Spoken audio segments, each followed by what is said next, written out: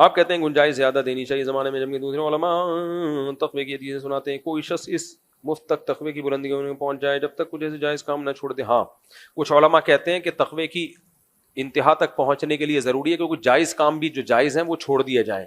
بہت سے حلال کام بھی چھڑوا دیتے ہیں تاکہ ایک خواہشات قربان کرنے کا جذبہ پیدا ہو.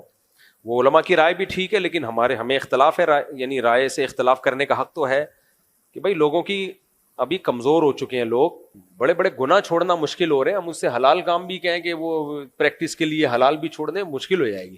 تو اس لیے میری تو یہی رائے ہے کہ جائز کام تفریحات کے جتنے وہ کرو، خوب جائز کام، سوئمنگ بھی کرو، ہارس رائڈنگ میں تو دیکھو بعض علماء کہتے ہیں عورت کو گھر میں ہی رہنا چاہیے. میں کہتا ہوں پردے دار عورت کو اپنے ساتھ لے کے جاؤ سفروں میں، اس کو ساحل سمندر پہ بھی لے کے جاؤ. اس کو آپ اگر کوئی ایسا سوئمنگ پول ہے جس میں پردے کا انتظام ہے تو سوئمنگ بھی سکھا دو تاکہ اس کی جتنی جائز حاجات ہیں شرعی حدود کے اندر رہ کے پوری ہوں. میں نے ایک دفعہ بیان کر دیا تھا کہ اپنے گھر کی خواتین کو پردے کے ساتھ، ظاہر ہے پردہ تو پہلے ہے، کیونکہ ایسے کچھ سوئمنگ پول بنے ہوئے ہیں جن میں پردوں کے ساتھ خواتین سوئمنگ کرتی ہیں، سوئمنگ بھی سکھا دو.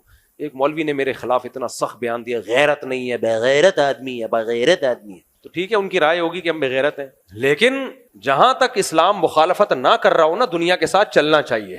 خام ہمیں دنیا ایک طرف کو جا رہی ہے، آپ دوسری طرف کو مت جانے کی کوشش کرو. اسلام نے لچک اس لیے رکھی ہے کہ بھائی ہر دور میں احکام بدلتے رہیں گے. تو کیا جا رہا ہے کہ پردے کے ساتھ اگر اپنی مستورات کو، کیونکہ عورتیں شادی کرتے ہوئے ڈر رہی ہوتی ہیں تبلیغ والوں سے، مولویوں سے، بولتے ہیں پتہ نہیں یہ گھر میں رسی سے نہ باندھ دے کہیں ہمیں. تو ان کو احساس ہو کہ بھائی ہم اگر دین پہ ہم نے دیندار سے نکاح کر لیا تو جو انٹرٹینمنٹ جائز تفریحات ہیں وہ سب کی سب اویلیبل ہوں گی. صرف ایک حکم ہے بھائی غیر مرد کے سامنے بے پردہ ہو کے نہیں آنا. اس میں ہم کبھی نہیں کہیں گے کہ اجازت ہے بے پردہ ہو کے آنے کی.